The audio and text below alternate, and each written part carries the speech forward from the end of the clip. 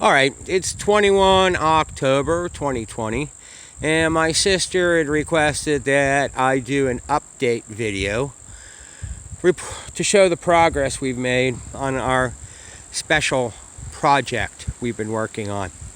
So I figured I'd start here at the horse farm, where I had been dumping all the dirt that came out of the basement.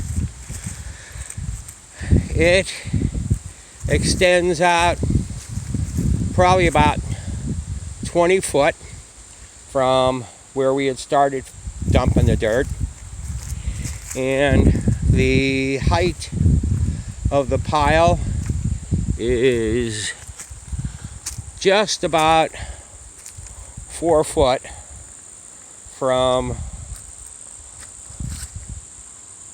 the original ground level. All that dirt was moved using power wagons and gorilla carts from the project house that you can see there with the pile of concrete behind it. This is pallet number 11 and 12 of the concrete that we've consumed. There's the leftover pallets. We are at a point where we can now lock up the basement. We've got doors, which helps keeps the cats out, because they do like the loose dirt in the basement. We do have concrete steps leading down into the basement, and the cement mixer is located down there now to make it convenient for us pouring concrete.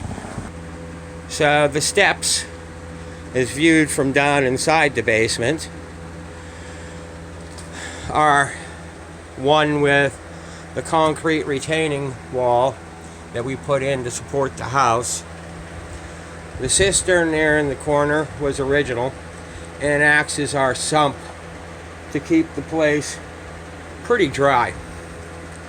We've got concrete walls around the edge of the basement, and in case you haven't seen earlier videos, all this area had to be excavated because the dirt was up to the bottom of the floor joists.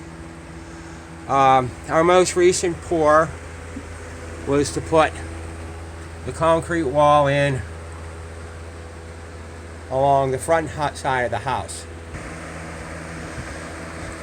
We're going to have to continue across the other side of the house to include the concrete walls, and then we'll come back and put a concrete floor in. We've got drainage in all around, and it does a pretty good job of keeping the place dry. In fact, I haven't seen any signs of water. We do have a knee wall put in all along this part of the basement, so we're getting close to finishing things up. We do have this part of the floor here that has yet to be concreted in, but that's the area where we're running the cement mixer, and we have to have drainage for that, so we're leaving it open until we're done with all the concrete.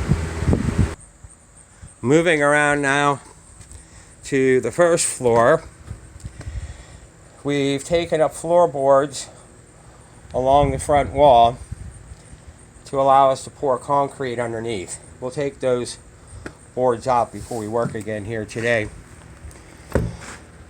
This gives you a decent view of the work that's been done to the walls on the completed side. And then turning around to the other side, this is where we will have to extend the concrete around. I'll give you a couple more views. This is a view of what we used to call the old man's room side of the house, and the walls that have been completed there. And you can start to see where we had to work underneath the floor to do the same thing on the front side of the house. The place is a genuine wreck, but it's a whole lot better than it was when we started. First of all, the rotting wood, for the most part, has been removed.